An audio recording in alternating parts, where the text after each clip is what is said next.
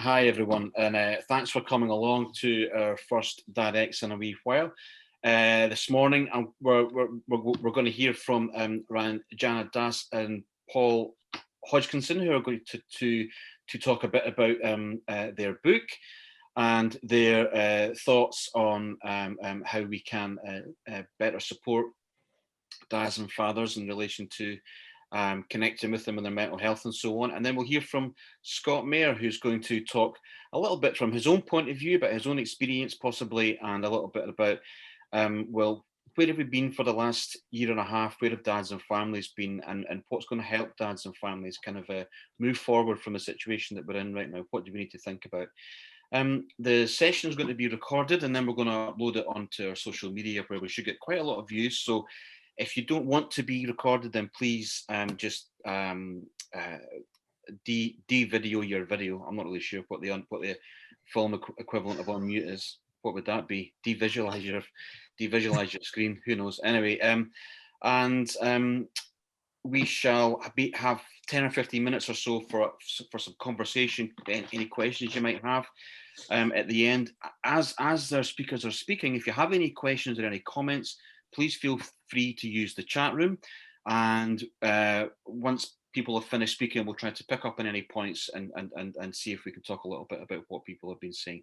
So without any further ado, I'm going to hand you over to Paul and Ranjana. So over to you two.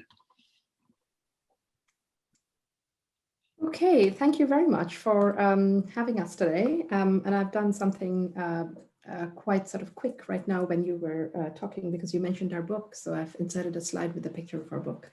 But yeah, we are so glad to be here today. And we're going to talk to you today about sort of a spectrum of digital strategies that new fathers employed, as we found in our project, in kind of coping with their mental health difficulties. And we are both academics at the University of Surrey, and we had sort of past research interests in similar areas, which we can talk about a little bit. But our talk today is called Masking, Coding, Disclosing. And those three words are going to be really central in what we talk about, because we are going to basically go really deep into the kinds of things we found these new dads doing online, sometimes sort of in groups, etc., but also in their sort of everyday interactions with their families and friends, to really look into the role of social media, particularly in mental health coping journeys. And the work that this comes out of has become this brand new book that we are really proud of, and that we launched on International Fathers Mental Health Day on Monday, which is called New Fathers, Mental Health and Digital Communication. So this is part of our launch activities around the book, in a very virtual world, of course. So we're going to begin with a quote that has stayed with us from what I think we both agree was one of our most powerful interviews. So Oliver says, "I shared an article on mental health on Facebook, and maybe I think selfishly thought I might get a bit of a response. I kind of was hoping for any of my friends to see that and go, hold on a minute, why is he sharing that? Maybe naively, I'd like to think, if I saw one of my friends posting that and think, well, actually, wait a minute, is there something not quite right there, or whatever, for whatever reason, maybe I should have prefaced it with a comment of something. By the way, this really resonates with me, but I didn't do that." So we're going to come back to Oliver's thoughts and experiences of sharing an article on mental health later. But basically what we are going to do today is we're going to talk a little bit about who we are and our joint work and the background, the broader background of research that this particular project on DADs comes out of. And then we're going to talk a little bit about what we found in terms of fathers' mental health struggles. And we are going to focus really closely on the online and on social media, and on sort of a really wide spectrum of digital engagement, with a key focus on something we call affective coding, which I'm not going to give away right now, but we are going to get into affective coding later. Okay, and on that note, I'm going to hand over to Paul, who will talk to you a little bit about our work. Okay, please accept my apologies. My internet connection, something is wrong with it this morning. So if I suddenly go out, Ranjana will sort of rescue things, no doubt. But yeah, so this is part of a sort of broader sort of body of work, really, that we've been sort of involved in, that involves sort of research on fathers, but also research on mothers that Ranjana has been involved in, and also some work that we're doing at the moment to try and develop resources for new parents with the NCT and with the Institute of Health visiting. So if you could move the slide along, Ranjana. Yeah, I've done so. It's on my screen. Oh, The dear. slide has it not? Ranjana, I think it might make sense for you to continue. I'm really struggling with the internet this Right, morning, okay. so sorry. No problem. So, okay, so our project on new fathers' mental health really focused on people's experiences of, well, struggling with their mental health, yes, but also really investigating where these struggles come out of, because they're not just individual clinical conditions, right? I mean, they come from somewhere. What shapes them? What shapes how people are able to disclose their difficulties or communicate about their difficulties? And one of our top findings was that there were real struggles in actually labeling and acknowledging their difficulties as real and valid. So fathers really struggled to legitimize their difficulties. They thought, oh, we're not meant to be the center of attention.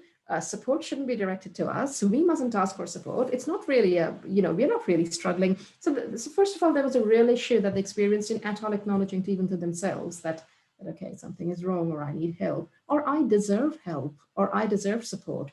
So that was one of the key findings, that there was a struggle to understand and disclose.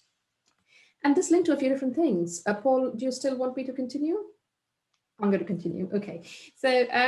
So one of the key things was that fathers were feeling peripheral to perinatal processes. They were feeling marginal. And this is interesting, right? Because we are in a different place than we were in the, say, I don't know, the 1970s, where men would be pacing outside of the labor room. Now men are invited in.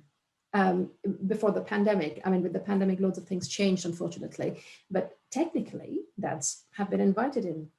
But what dads talked to us about was that despite such an invitation to come in, they were sort of peripheral and sidelined in all of these conversations and processes, which seemed to be very much geared towards mother and baby. And they were sort of, as the literature says, neither a patient nor a visitor, and never really the sort of target of support being offered.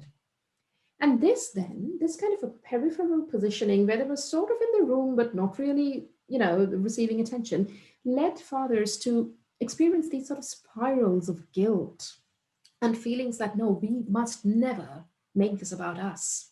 We must not be the focus of attention. So John says, for example, these feelings, I didn't really feel I could share with my wife or anyone because I felt guilty about having them. I had a perception of what my role should be. The center of attention should be my wife rather than me. So this sort of feelings of illegitimacy around their struggles was a key finding. Another key finding is something we've grown to call the rock. Fathers disclosed a real pressure to be a rock who doesn't need support himself. And this we linked to a couple of different things. One very strong link was to sort of masculinities, right? And the way in which masculinities operate in society, and sort of broadly, structurally, right from when you're a little boy, sort of leading to sensations of I must be strong, I mustn't cry, etc. But also feelings of failure, because they felt they must be the source of sort of unidirectional, one-dimensional support for people in terms of sort of being a supportive rock. And Rob says here that, feeling like you're a burden. I felt that it was for me to sort out, you're the man, you're the strong one. I mean, I know the world's not like that necessarily, but in your mind, that's how you still see things, Rob said. Okay, can I just check, Paul, do you want to pick up here, or do you want me to continue? Yeah, do you want to do the sort of, go back to the plan, as it were, so you do these two? Cool. I should be okay now.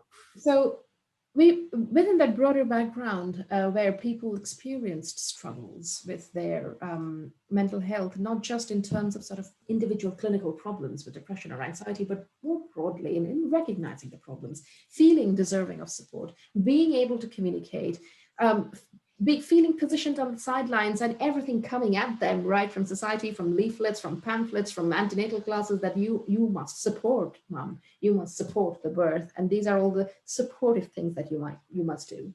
in that context, many of them sort of reached out to people via one or other means of social media or digital communication. And that's what we're going to focus on today, this broader spectrum of digital engagement. And we found that these weren't watertight categories. So on the one hand, we had people who completely done like mass defriending on Facebook and completely disconnected, people who were just sort of dipping in and out for distracting themselves, people who were not really posting online, but learning, sort of lurking really and listening to other people's accounts, people who were hiding and masking their difficulties, which we'll come back to, and people who were sort of actively reaching out, and right up till the other end, people who were activists and engaging with the digital to mega awareness raise, etc. And sometimes people would move across the spectrum. So there's some fluidity there. So in doing this, we sort of, obviously, we're not going to spend too much time on this, but we were standing on the shoulders of giants, so to speak. There's a lot of research in the field on people doing what is called self-disclosure, talking about themselves and revealing private things about themselves to other people, and why that might be easier to do via an email or in an online environment rather than face-to-face. There's lots of literature on how people form connections and relationships with each other, intimacies with each other.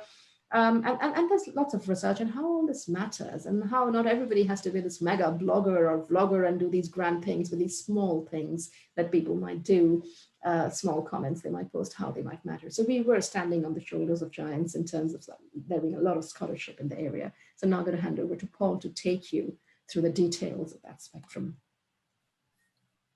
Okay, thanks. So the first sort of point on the spectrum, if you like, is a few fathers who sort of talk to us about how, almost as a way of sort of coping with what they were going through, that they actually found themselves sort of disconnecting. That might sometimes be from certain people, so defriending people on social media, for example, or sort of cutting people out on sort of WhatsApp or whatever it might be. Or it might be, I think in one case, somebody completely sort of stopped using Facebook, for example, for a period of time. And there were sort of few kind of related reasons for that, and different ones in different cases. But broadly, there was a sense that this was not helping. So we have David here saying, so what happened with my Facebook is if someone were to do the stats on it, they'd probably find it quite funny. It's gone from being loads of friends and feeds and stuff to basically having unfollowed virtually every friend I have.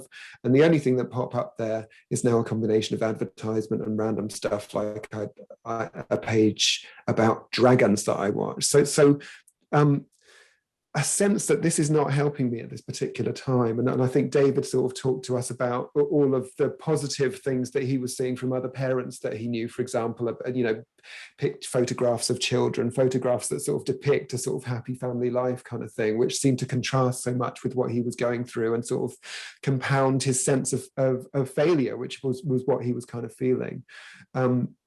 So he felt as a way of coping, he had to sort of kind of get away from that, really. And I think we want to think of that, like in a way you could sort of think of disconnection as almost, it feels a bit escapist, doesn't it, in some ways?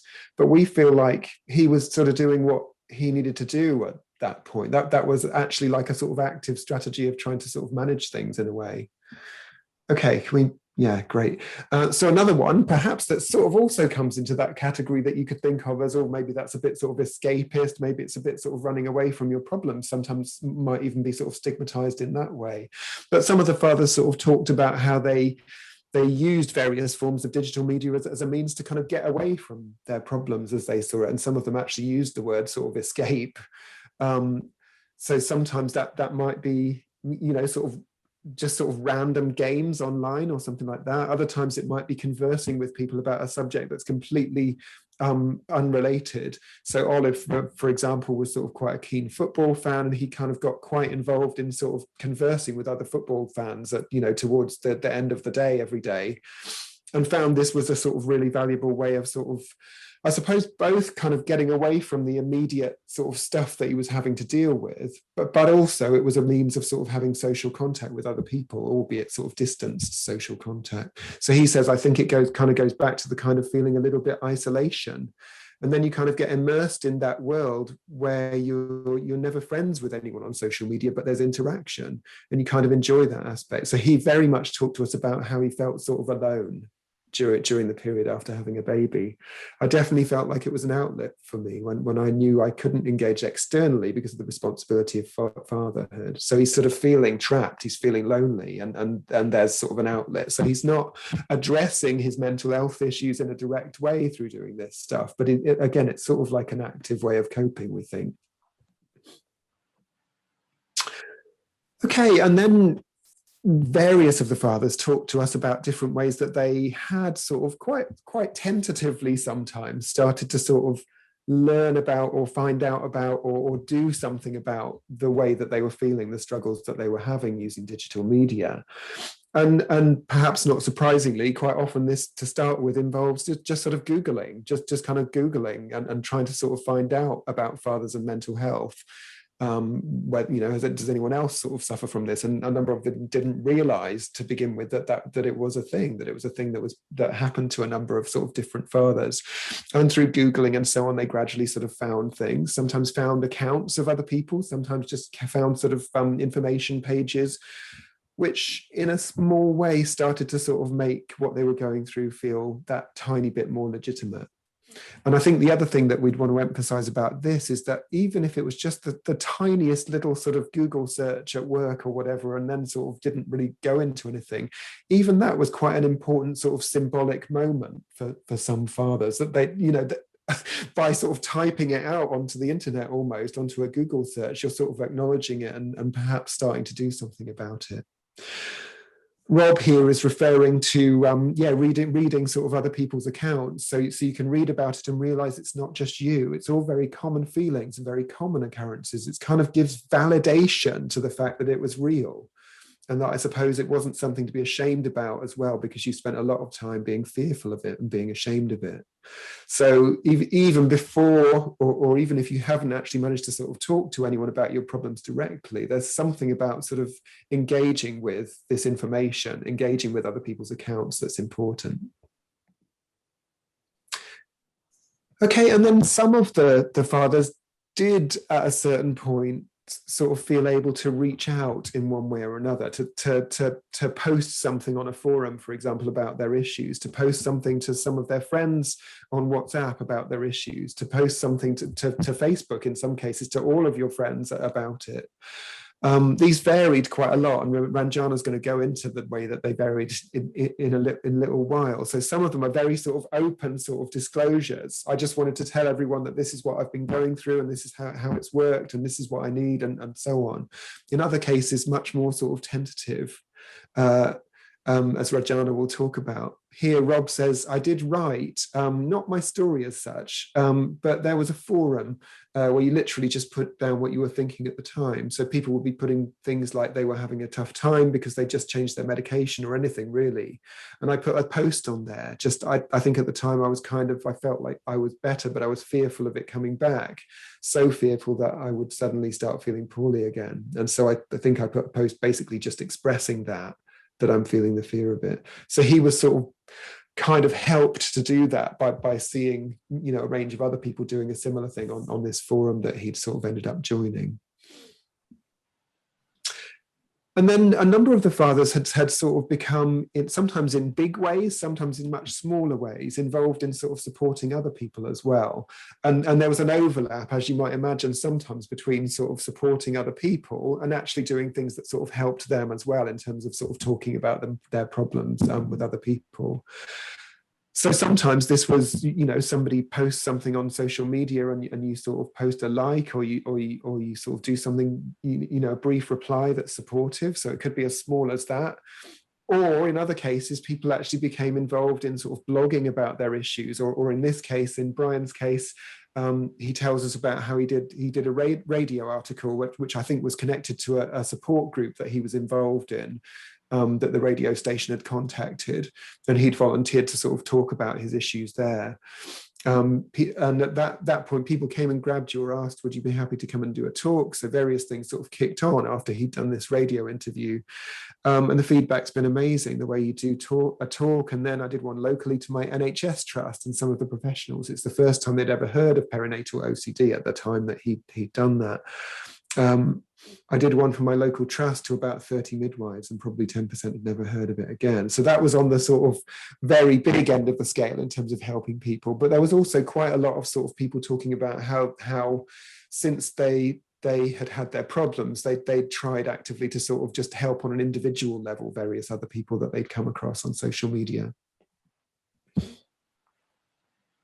Okay, so that was the spectrum that Paul took you through. And one of the key things to emphasize about the spectrum is that we didn't conceptualize these sort of points on the spectrum as these boxes or watertight categories where person A could just do this and person B could just do that. Sometimes as your own perinatal mental health journey sort of changed and you went through your journey, you might go to a different point on the spectrum we found. So it was quite fluid.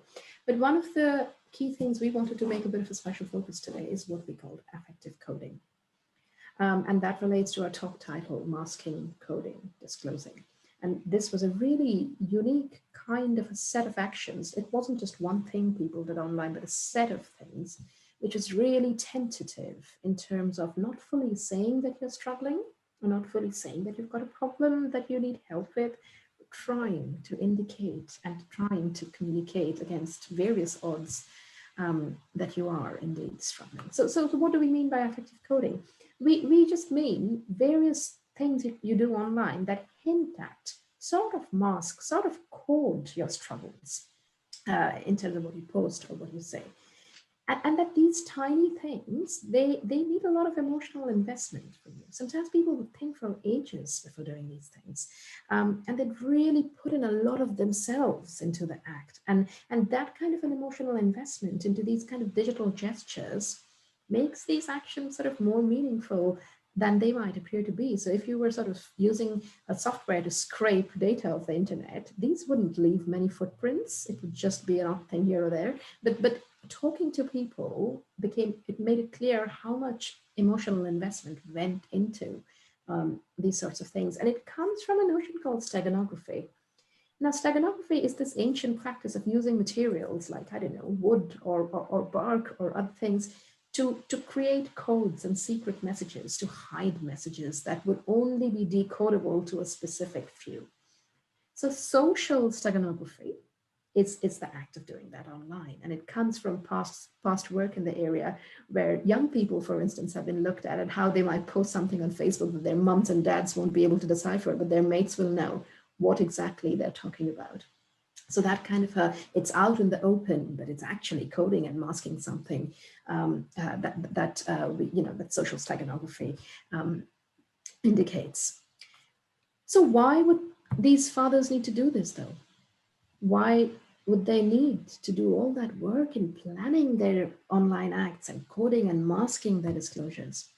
Well, because there's a lot of evidence that disclosing things about yourself is hard. It's hard stuff to talk about difficulties and struggles that you've been through, particularly things around mental health, because we know there are cultures of silencing and taboos and all sorts. So disclosure is hard, full stop, right?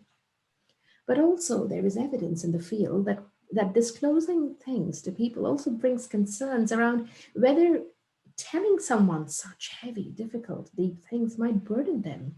Because some people might feel burdened about these things, right? And that might impact on your relationships and friendships.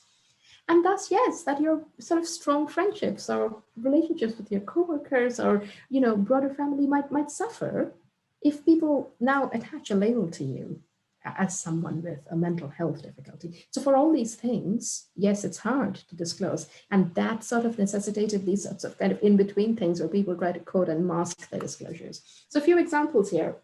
One strategy was to control how direct your disclosure might be. So Darren says, for instance, it wouldn't be personal. I don't think I've ever written a post about me, but it's probably been implied. And there are various ways in which people might imply that. For example, talking about happiness now to actually really say that you were struggling yesterday or recently. So someone might say, John says, I'd say, oh, feeling a bit better than I have been recently. It didn't specifically say, yay, big star, recovery from postnatal depression. It was more implicit. So this person had been really struggling, but instead of saying that, because of all the reasons I've just said, that it's hard, right? They'd say, oh, feeling a bit better than I have been recently.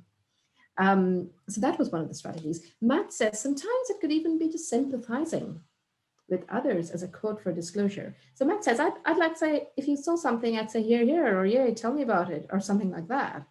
I suppose it was a little bit of an outlet for me, just to put that comment out there. It was a little bit of moral support for whoever it was, but never any real detail or detailed discussion. So we could think about why such hesitation is needed. Why are these people not being able to say things openly? Because there are broad societal reasons for that, right? But they were doing these little things to sort of do a little bit of what they thought was disclosing a little bit of themselves. Sometimes people would work with algorithms as a cry for help. And this brings us back to that opening quote we shared. So Oliver, and there's a long part of our interview transcript where he really talks about his thinking behind this. Oliver was desperate for people to know that he was struggling, but he couldn't do it. So what he did was he relied on the social media algorithms to show up to his friends on his friends' news feeds that he has shared an article on mental health. And his real hope there was that somebody would put 2 and 2 together and ask, hang on, why is Oliver sharing this article on mental health? So his hope was that the algorithm would carry him through to people's minds, that his friends would see it in their newsfeed. Oliver shares an article on mental health. Let's reach out to Oliver. Now, it didn't happen. And it was heartbreaking how he then spoke to us about, oh, I wish I'd done that. Maybe I should have said something. Maybe just sharing wasn't enough. Maybe all of that work that he did, that investment into what you and I might just see as, oh, well, somebody just shared something. But that was a cry for help in that moment. So that was affective coding. And on that note, I'm going to hand you over to Paul, who's going to talk a little bit about what all of this might mean. Yeah, so I think, yeah, the first thing you can see here, I think that there was a sort of wide range of sort of different kinds of digital practices that the men spoke to us about as part of their coping journeys. But what really struck us was that a lot of it was about those kind of small acts. So there were some people that had done, you saw some people that had got involved in radio interviews and done sort of big statements and that sort of really like openly talked about their struggles and so on. But there was an awful lot of stuff that was much more sort of tentative and quite fraught and quite difficult and coded, as Ranjana was sort of exploring. So this notion of sort of small digital acts, we think, is really important. And one of the things that we've said to ourselves sometimes is that if we'd sort of tried to study this by looking at online content on Twitter or something like that, rather than interviewing people, we wouldn't have really kind of got a lot of this stuff, a lot of this smaller, more sort of hidden, more kind of tentative stuff. So that stuff matters, we think, because even though it didn't sort of obviously solve these people's problems to engage in the sort of small ways that they did, it did offer something of an outlet for them. It did offer some degree of a sort of way to sort of take a bit more control back. And yeah, so the role of digital media in mental health is nuanced and complicated. It isn't a thing that just sort of solved things magically, but it was a thing that did seem to offer people something in some cases, we thought. Of course, I suppose the bigger thing is that we can't really sort of address this problem and unless we address those broader questions that Ranjana was talking about right at the beginning as well. Some of this, the expectations on fathers to be strong, the positioning of them as sort of marginal and so on, which needs sort of addressing too. But we feel there might be a role for digital media in there somewhere in the mix. And yes, thank you very much. There's just some details about us, and thanks so much for listening. Okay, well, thank you very much, Paul and Ranjana. That was a really interesting insight into the different ways that men and fathers, I guess, have used and use social media. I'm sure that some of you will have some questions for Paul and Ranjana, but if you don't mind holding on to them, there's a couple of comments in the comment section as well. Before we get on to the conversation, I'm going to hand you over to Scott Mayer. So Scott, the floor is yours for the next 10 or 15 minutes or so. Thanks, Chris. Thanks very much. Morning, everybody. That was fascinating, but I can relate to quite a lot of that, particularly sort of the masculinity, how we present strength. I'm a father of 7 boys. My wife and I met when we were 16. I joined the army at 18, and I pretty much come from that military background, that mindset was how I seen things, particularly mental health. But what happened was my first son, 18 years ago, was born quite traumatically. Wasn't really prepared for it, wasn't really aware of the things that could happen. It impacted quite massively on me, but I didn't really realize it at the time. And I then left the military on medical grounds, and pretty much ever since struggled a bit with mental health, and that became the source for what I was experiencing. And I struggled to make the transition from soldier to civilian. Mentally, I found that very difficult, sort of loss of identity, pining for how things used to be. And when I talked to people, you know, that was quite well acknowledged. You know, people would nod and say it must be very difficult. But in reality, I think that's what happens when you become a parent. You know, I think that transition is very difficult. I do peer support and work with quite a few charities around the country and speak to a lot of new dads. And that is a sort of common theme of that, how things used to be, looking for how it was before and not really being able to make that transition and change, because we don't talk about how difficult it is. We don't talk about how hard it is to become a parent, the change in the relationship between the couple. You know, I joke about this quite a lot, but, you know, I went from being my wife's absolute priority to not anymore. And I found that very difficult in the first time, sort of fought against it, maybe even a little bit of jealousy crept in. And I just didn't really think there was anybody to talk to. And then what happened is, over the rest of my boys being born, there was a few very traumatic experiences. But it was my last son 2 years ago. He was born, took to neonatal unit, and he couldn't breathe on his own. And my wife, post-cesarean section, became very unwell. And for sort of 72 hours, I raised the alarm that my wife wasn't well. We'd obviously been together for a very long time. We'd had lots of children together. And something was telling me something was very wrong and she wasn't well. I just ignored is probably the wrong word, but definitely not taken seriously. And it was just, you got to accept what your wife's been through. She's had surgery, baby, all this sort of stuff. It's all to be normal. And the hormone change, the fact that she's missing her other children, all this thing is what's wrong. And I said it wasn't. They sent her home after 3 days. She was rushed back in. And at one point, I said goodbye. You know, I thought my wife was going to die. It was really, really bad. And in that moment, mentally, I broke. That was just it. Couldn't take it anymore. Found it very difficult from that point on. But when I really started to realize there was a problem was my son got better. You know, he's running around the house now playing. My wife recovered. Everything started to go back to normal. I didn't know what it was, but I knew I was struggling. And we hear quite a lot, reach out, I say it myself, reach out, ask for help, talk to somebody, speak to the professionals. I did all of those things, but the education of what I was experiencing wasn't there.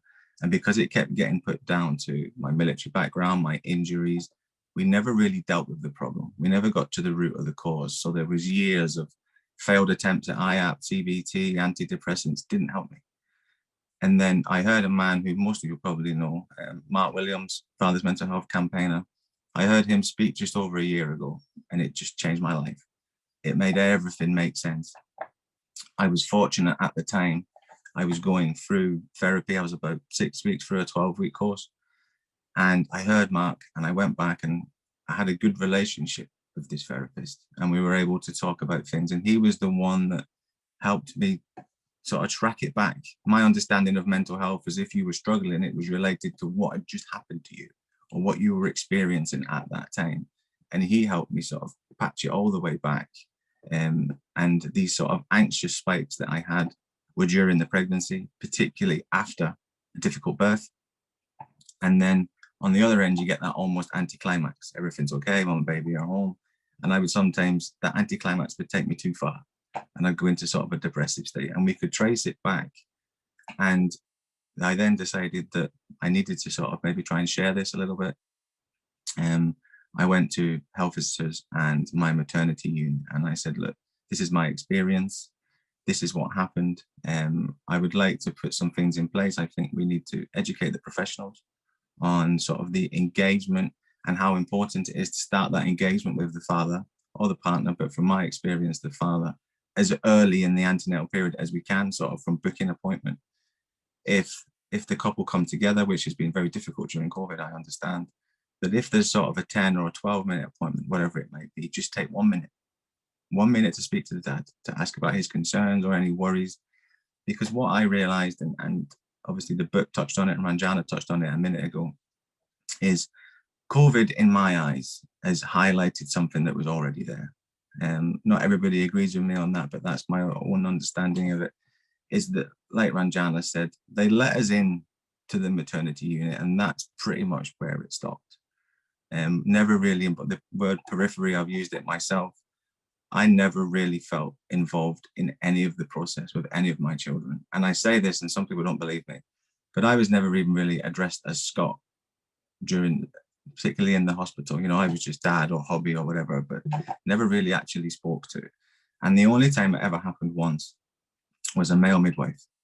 And he walked in, this is my 4th son, it was an induction. And he walked in, he spoke to my wife, and then he looked at me. And he explained to me what was going to happen that day. And I remember I must have looked as shocked as I was, because he said, it's okay, I've sat in your seat, mate. That's why I do this. My wife had a couple of traumatic births. That's why I got into midwifery. Unfortunately, a few years later, I found out it didn't quite work.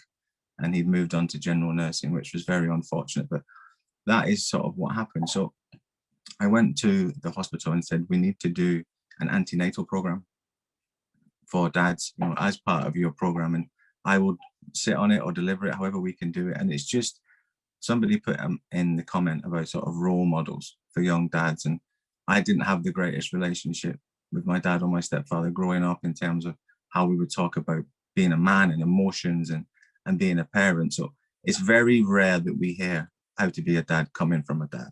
And it normally comes from a midwife or a mother or, like you said, social media. So to have that conversation, because obviously the role is different.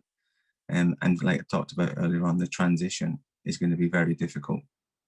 And I think the other problem that we've got, particularly right now, is a lot of the parents that I talk to that have had babies during COVID, because of the restrictions, because of the things that have been put in place, obviously the anxiety is much higher.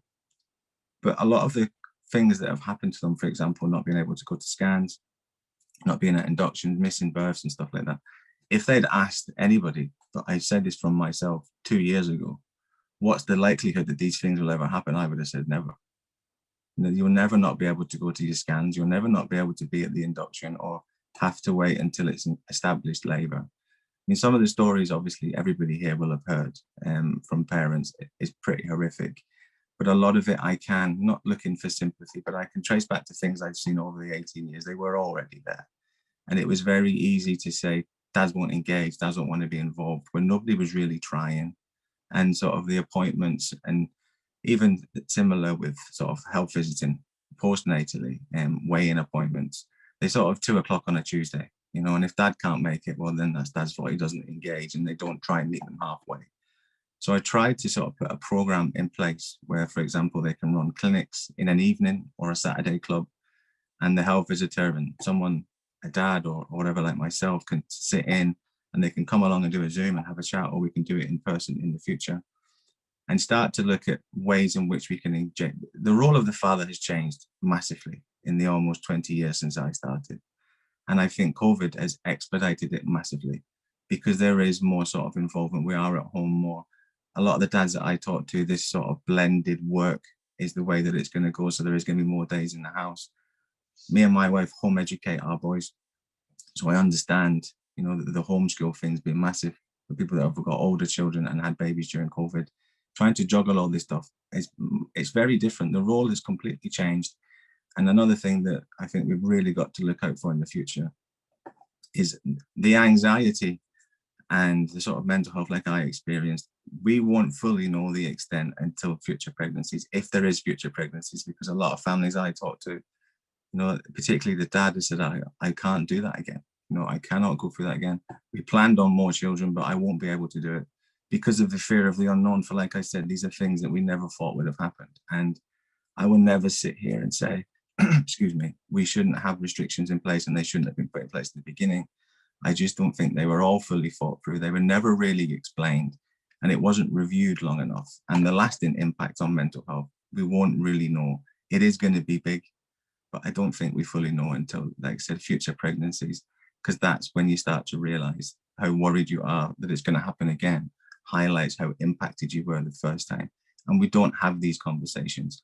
And we need to have, for example, GPs, health visitors, anybody that has anything to do with the family services at all, need to start understanding the role of the father, the fact that it's changed, definitely paternal mental health, and how to have these conversations. Because like I said, we put the onus on the dad to seek the fact that he needs advice. We need the professionals to start that conversation, because more often than not, they won't know what they're experiencing. They won't think they're supposed to experience it, which I definitely felt, and Ranjana touched on it earlier on. You know, the old fashioned, we didn't give birth to the baby, we shouldn't feel like this. That is very much still there in a lot of the parents that I deal with. But the anxiety side of it is going to be even worse now when you have these dads that are going to be transitioning back into work. Now, people might argue that obviously mothers have been doing this for a very long time, but they've been at home for a lot longer than anybody else they'll ever talk to. And when they look for parenting advice from friends and family, even with the best relationships in the world, they won't have been through what these parents have been through trying to have a COVID baby, and they won't have been home for the same amount of time. So the bonding and attachment will be different. And they're now going to go back into the workplace, and there's the worry that that bond isn't going to be there. That relationship that they've built is going to deteriorate, and they're going to find that very difficult. There is no real pathway or support to have these conversations, but these are feelings that are most definitely being had on a massive scale. So we do need the professionals to understand a bit more about paternal mental health, start having these questions, engaging with the father as soon as possible, which obviously COVID has made very difficult. I've spoke to dads who, when health visitors have done visits, they've had to go and wait in the garden because they're not allowed to be in the house. So it's very hard to have that conversation then. So then you go back to the GP, not all GPs, and this isn't criticism of anybody. Nobody will understand all of mental health, and general practitioners can't know everything. But if you've had a baby and you're in the perinatal period and you go in there for a sore elbow, it won't hurt to start that conversation and just ask them how they're feeling, how they've transitioned into parenting, or the lack of sleep, whatever it might be. Start that conversation so they know it's okay, because we keep telling them that they have to reach out and seek support, but we don't really tell them what they're seeking support for. And another thing that I always try and talk about, that Ranjana, I'm conscious of time, that Ranjana touched on, is that this support role, you know, we constantly tell dads that you're there to support mum. And another thing that I always try and point out is that none of this is to take away the focus of mother and baby, because that's where it should be. That should be the priority. What we have to do is build a society and an infrastructure that supports the whole family as a unit so they can support each other. Because what happened in my case, my wife went through the perinatal mental health team for PTSD. And obviously, so I've done the sort of supportive role, but she supported me when I really struggled. And we give them a disservice when we just keep saying that these things predominantly affect mum and that dad has to support mum, because it does work both ways. The family have to support each other. It's the only way that you really get through these difficult times. And the fact that it has an impact on the child. Some people get a little bit upset with that. I know from myself, when I was struggling and finding things hard, I couldn't give my best to my children. And I do carry that guilt, and it does make me feel sad every day of the week.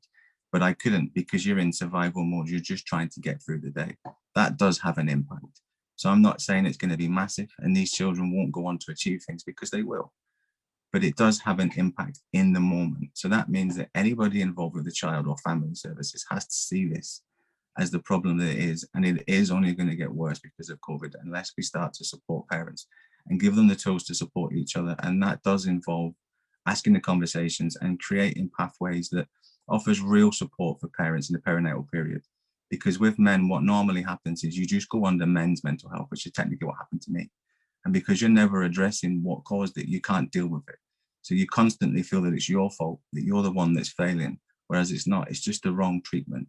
So the sooner that we start this information being out there and start these conversations, the easier it will be to correct it. But we really do have to do it now. So thanks for having me along to talk. I appreciate it.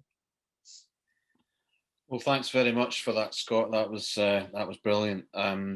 So I'm going to open up the room now to any questions or any comments that anyone has. But just before I do, I suppose just to kind of highlight some of the sort of key themes that have come across from Scott's talk there, and from Paul and Ranjana, what you were saying.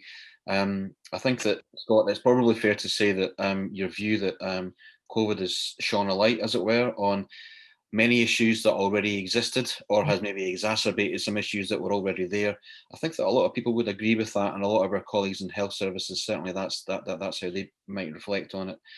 But yeah, there are some big question marks over how we do work with whole families. In Scotland, certainly that's a focus from the Scottish Government's perspective. They are now using that term expressly, specifically in their planning and in their strategy and in their policy. But what does that mean? How do we support whole families together? It's a little bit more work needs to be done there, as Scott was saying. And it's not just good enough to ask men and fathers to talk, to put the onus on them. It's about information, as Scott was saying there too. How do men talk? What can they ask about? What information is there? Do men and fathers and partners understand what it is they can ask, and so on? And what onus is there, or should there be, on services in instigating that conversation? And obviously what Ranjana and Paul were talking about in terms of social media, a way possibly that not just men, but that any of us can communicate, can share, can learn, can understand these issues a bit better amongst ourselves. So I'm going to open up the room now. Does anyone have any specific questions that they would like to ask any of the speakers this morning? No? Well, then I am going to pick on you, Una McFadden, because you put 3 comments up there. And Una, you just responded to a comment there that Ranjana put up there about following on from what Scott was saying about the restrictions that were placed and that are still in place across the UK within maternity and perinatal services. I just wondered if you don't mind expanding on your views on that, Una and Ranjana, if that's okay. I'll hand over to you first, Una, if that's okay. I think I'm saying thank you, Chris. I'm really interested. I'm a paediatrician. I was a neonatologist, and I've sat in on a lot of maternity activities. And I think there were just so many important points in your presentations. And I think taking Scott's point about going back to the reasons why things are happening and not just trying to patch up what's there. I think there's almost an opportunity to blame COVID for a need to rethink a lot of practices in maternity care.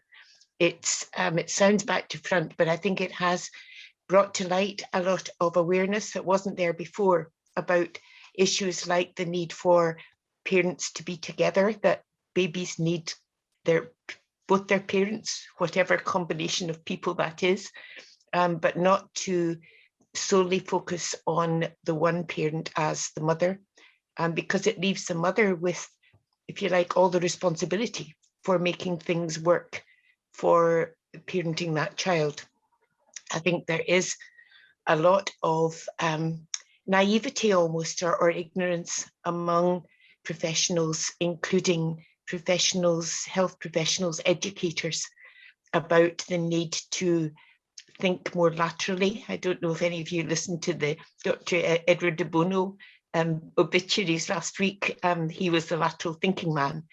And my thinking is that we need all of us to think more laterally, take on what people like Scott are describing, and then apply it to the way that professionals are being taught and how professionals are practicing. And I am involved with the Patient Safety Foundation movement, and it's an international one, where patient experience is really directing the way things that are changing in health practice. I think that's the approach that we could be taking in relation to fathers' mental health. Going back to the thing about COVID, I think another thing that's happened over the COVID time is that mental health has become much more, if you like, commonplace. Everybody's talking about impacts of mental health on them as individuals. So I think it's a really good time to incorporate the needs of fatherhood into mental health support in general. And that goes right back into schools. I know Chris is aware that I've said I thought boys in school should be being helped to think about fatherhood.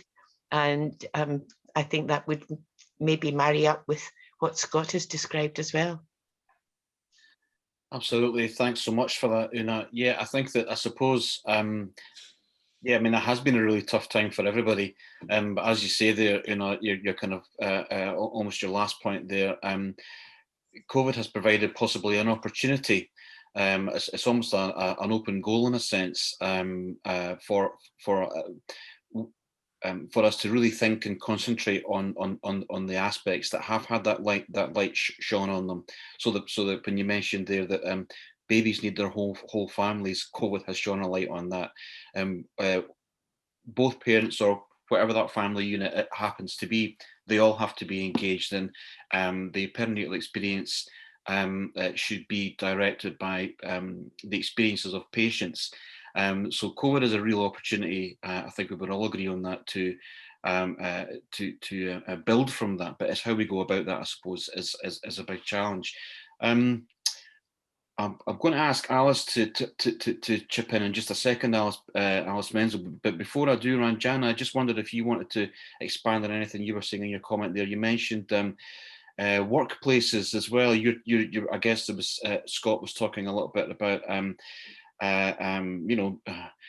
well, perinatal services Monday to Friday, 9 to 5. Partners more often than not going back to work, all that sort of stuff. I wondered if you had anything to say in relation to your comment there about the workplace and how the world that's maybe not within our sphere, our control, as I suppose practitioners and experts in this field, how you think that might work. Yeah, I mean, so sort of looking at lived experience, I suppose. I mean, I think with COVID, because there's been such a big mega conversation shift to sort of lots of workplaces making the change to allow huge flexibility and working from home and so on. And that's sort of in many ways been such a positive influence on people's lives. I mean, but just to bear in mind that even outside of professions that actually cannot work from home, there are numerous workplaces that haven't done that. So for instance, my spouse's workplace insists that he has to take holiday, like annual leave, if he has to self-isolate if one of our kids needs testings. And the catch is, going back to my point about restrictions being treated as a blanket approach, early years, for example, have not, even in these 1.5 years, had any kind of specific guidance issued to them.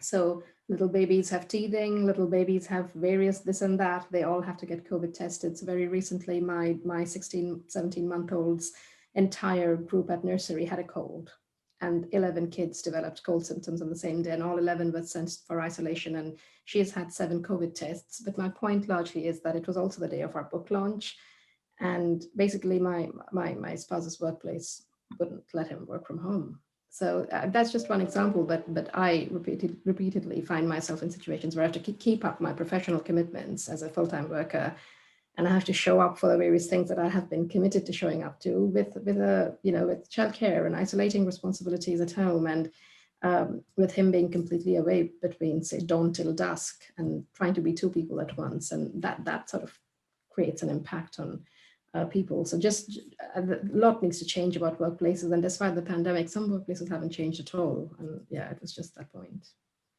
Yeah, but I think, as you say, a really pertinent and important point. I think that before COVID, not just us, but many of us were talking about, especially in relation to fatherhood and parenting, the evidence that tells us that from an employer's point of view, organisations will be more effective if they support more flexible working practices.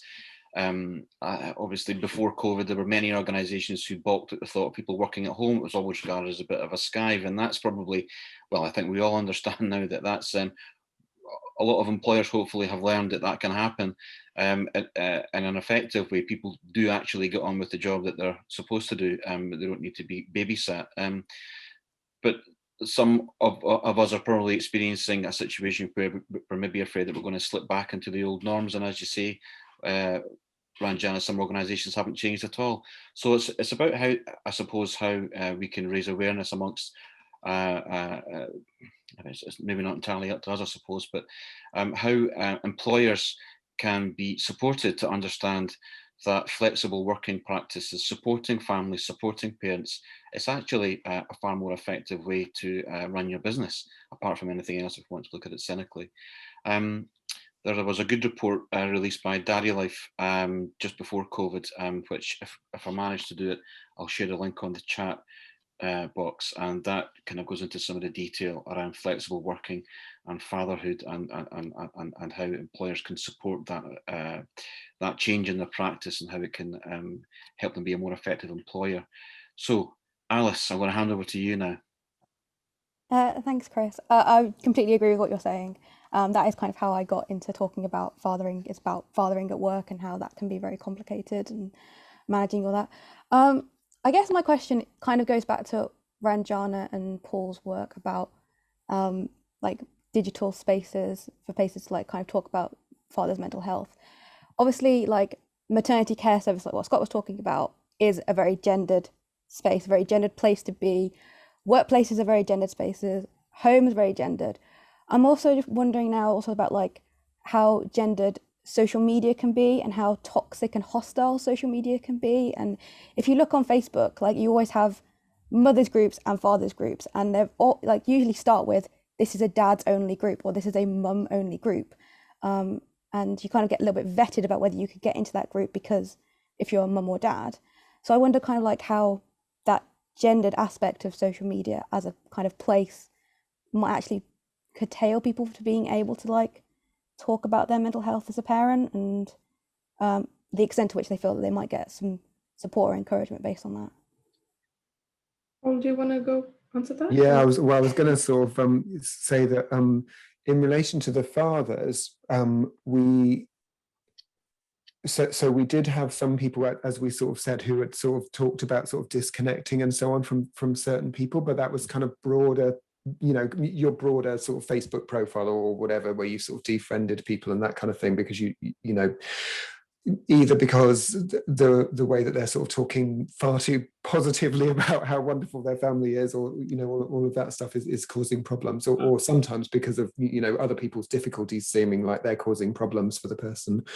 We didn't get too much stuff from the fathers though about kind of pressure from other people, but Ranjana, I think, probably should say something, because her work on mothers has had quite a lot of the stuff about the sort of pressures of those kind of groups of mothers sometimes. Do you want to pick up on that, Ranjana?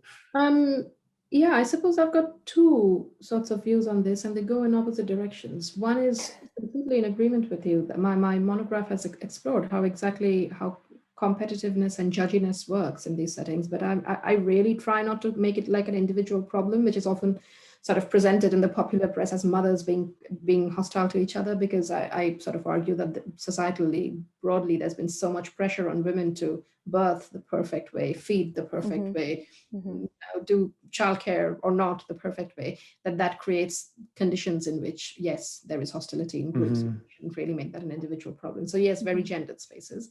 But I also wanted to say, in terms of whether these are mothers groups and fathers groups, and whether we should do away with everything and call everything a parents group, I would possibly say that there is a space for both. So I think that there are areas and spaces where it's important to have parents groups and lots of more parent groups rather than sort of mom dad divided groups.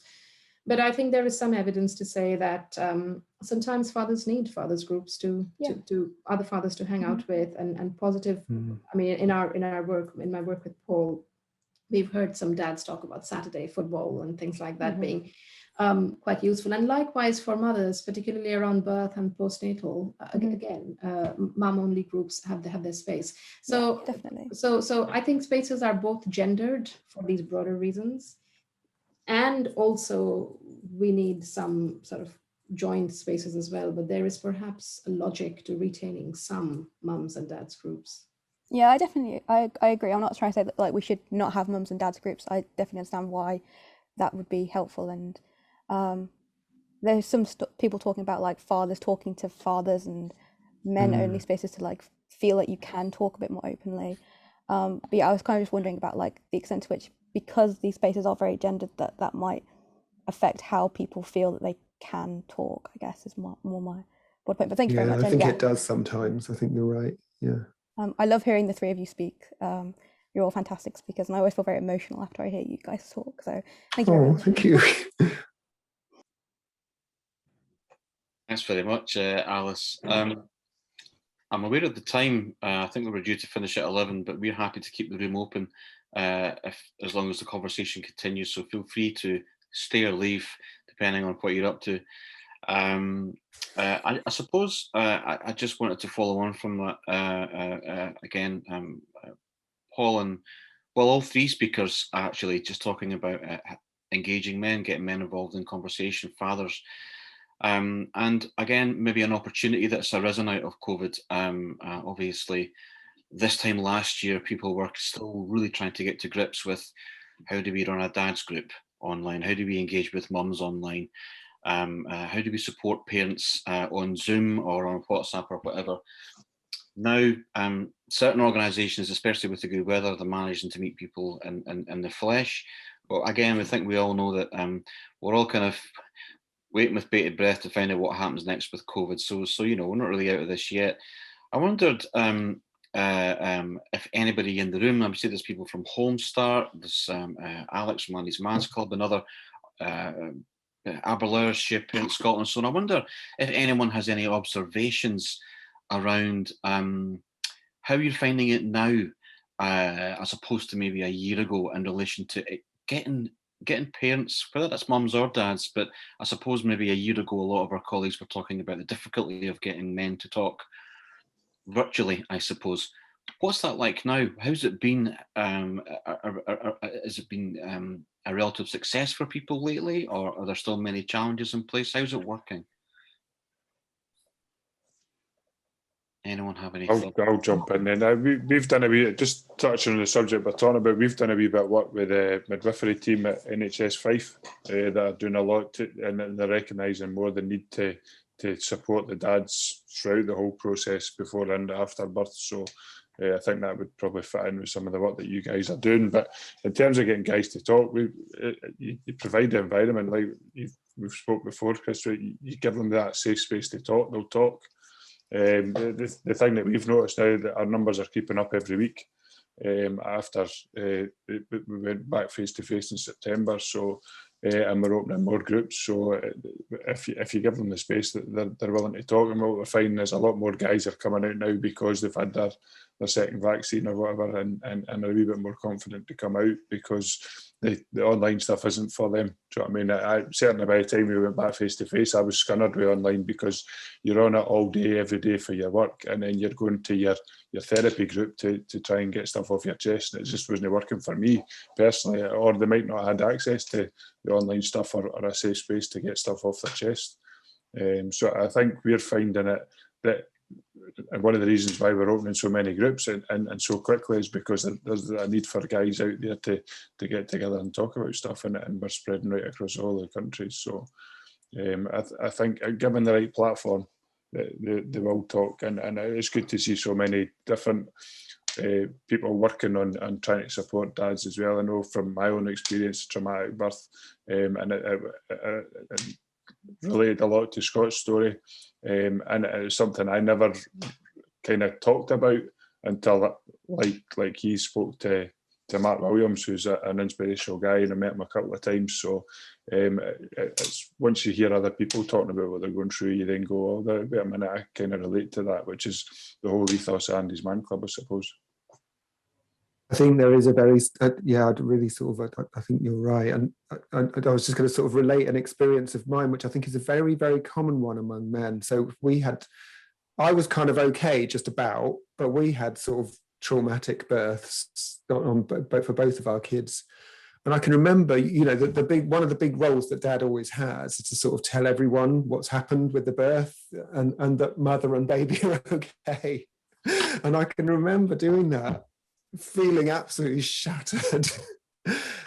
and it just, you know, it just wouldn't even have occurred to me that I should mention myself and whether I was all right.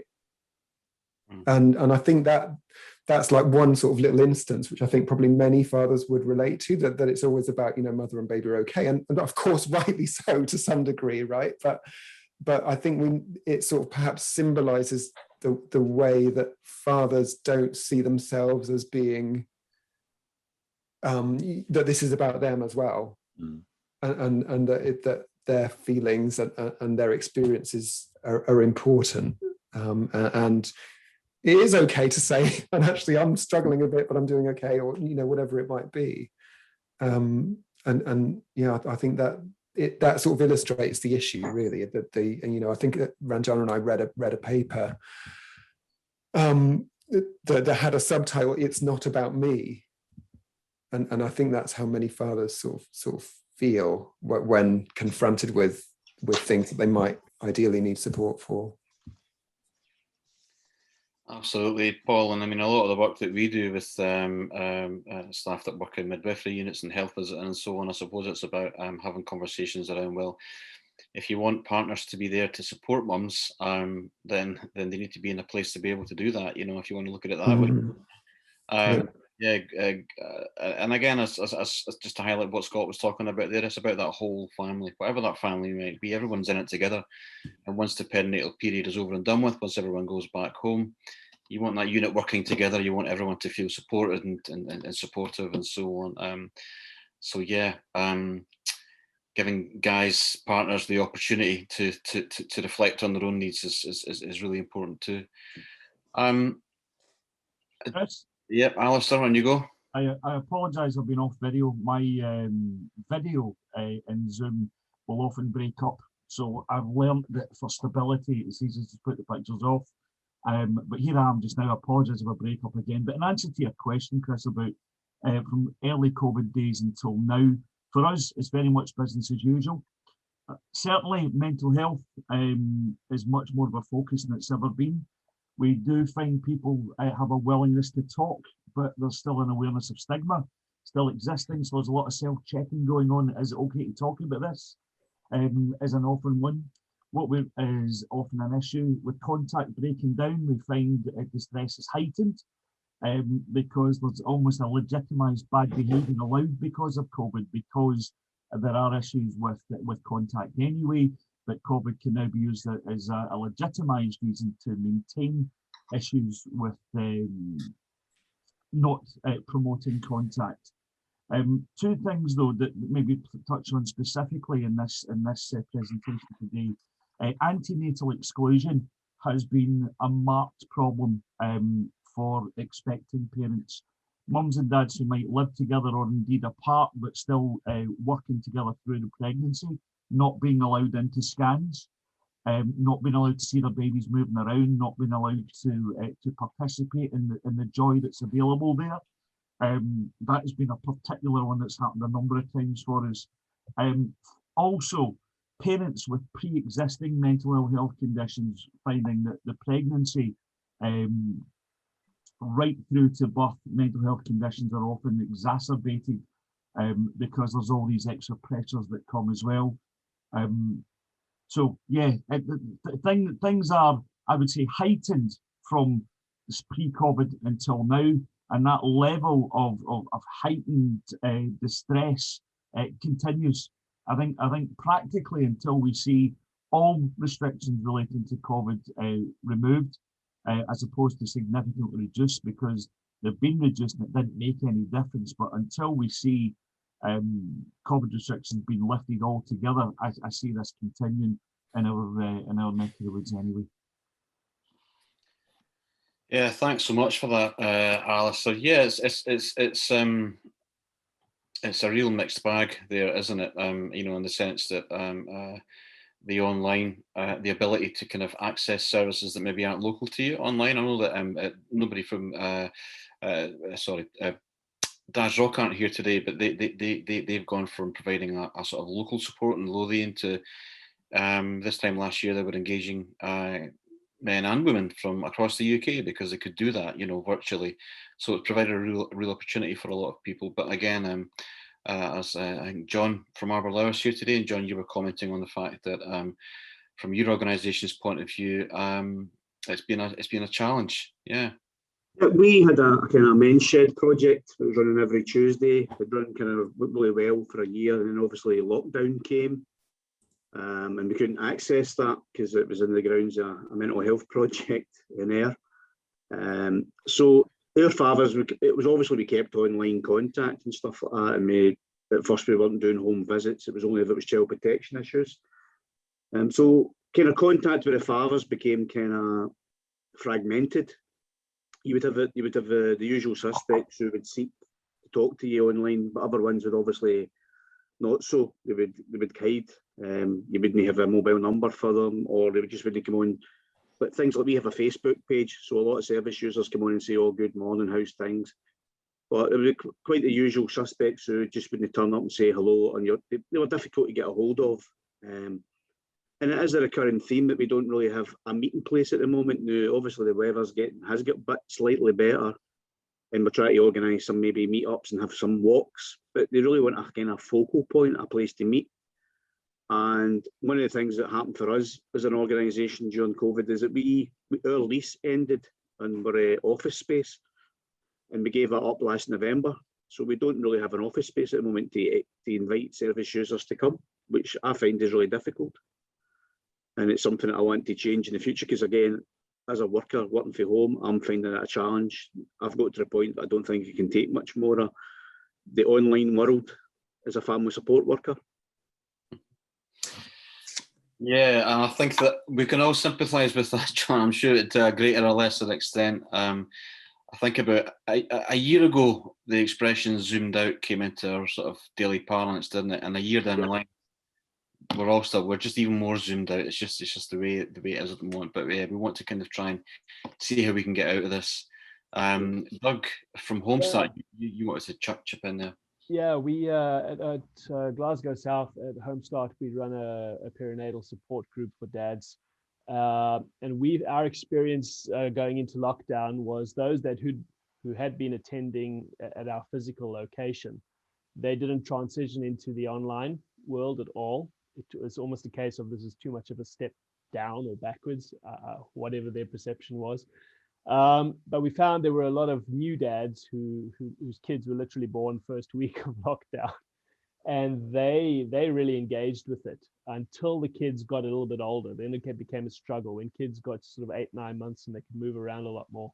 So there was very much the physical restrictions in terms of that, because a young child can remain kind of relatively not calm, but just not as mobile.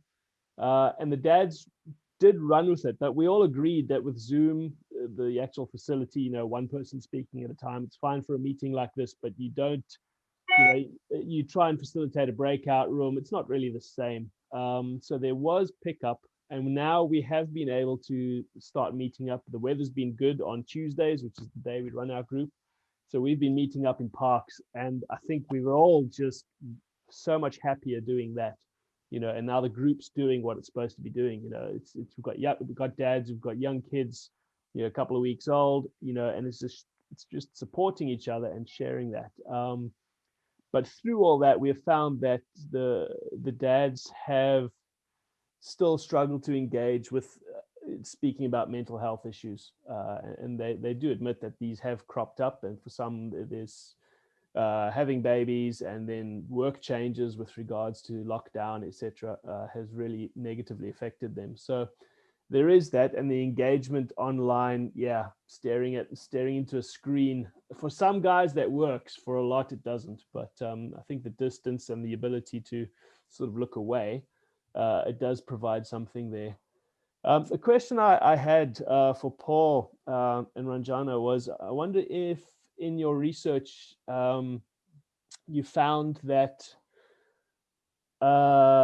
you're talking about how people would leave little snippets here and there. If I post this, if I say something, will someone pick it up? I'm wondering if your research showed how many were actually picked up, like when a dad put something down and someone came back. Because I think, and this is my theory on it, is there's this idea of, I'm going to leave this little crumb here, but probably no one's going to respond. And I think that became exacerbated under lockdown, because now you can't meet with people, and now you see, well, I'm going to put this here. Will someone pick up on that? So I don't know if your respondents and the people you're interviewing sort of would provide any information or feedback on that. Yeah, that's a really good point. I think the answer is it appeared to be mixed, and Oliver, that's the pseudonym for the person that was the main one that Ranjana focused on. It was a bit heartbreaking, actually, that interview, because he hadn't, I think one person liked it or something and nobody sort of responded, and then that prompted him to go, I think Ranjana described a bit, into this sort of, then it became a thing. Oh, should I have said something else? Should I have said something more? Should I have like posted it in a different way? Should I have posted a different thing? All of that kind of stuff. So I mean, it was like still, I think, overall probably an important and useful moment for him, because he was sort of acknowledging it and sort of putting it out there. So like it still had some importance for him, but no, it didn't result in the support that he really needed in that case. Various of the fathers talked to us though about how they had spotted similar things from other people, and some of them talked about how they'd reached out. So maybe it needs somebody who's sort of gone through it almost to pick up such a signal. I don't know if you've got anything to add, Ranjana. Yeah, I mean, so we write about audiences of affective coding when we write, but I think one of the key things we were trying to argue in that work is when we look for the benefits of such a thing, it's sort of easy and fairly logical to think of the benefits as, okay, well, did anybody reach out? Did anybody offer support? And yes, that's the obvious benefit that could happen. And in many cases it didn't. The argument we make is that the benefits were sometimes inward facing and internal. Sometimes for many people, that act of doing something, acknowledging something, sharing something was either one big moment for them to legitimize their difficulties, or part of a progressive thing where, okay, one day I might indicate something by sharing something, but that's also me developing next month to doing something else. So the argument we make is that whilst the immediate practical benefits of did anybody understand, did anybody put two and two together, were not always evident, these acts still formed significant watershed moments in people's individual journeys. So they did have that meaning and significance for them. Okay, thanks so much for that. And I notice in the comment section, Ranjana has shared links to a couple of pieces of work that Ranjana and Paul have both done in relation to one paper in relation to the impact of COVID on new motherhood, and also on new dads as well. And Alice is no longer here, but she's encouraged us all to have a look. I know that I'll certainly be taking a good look at both of these papers. I really look forward to reading them.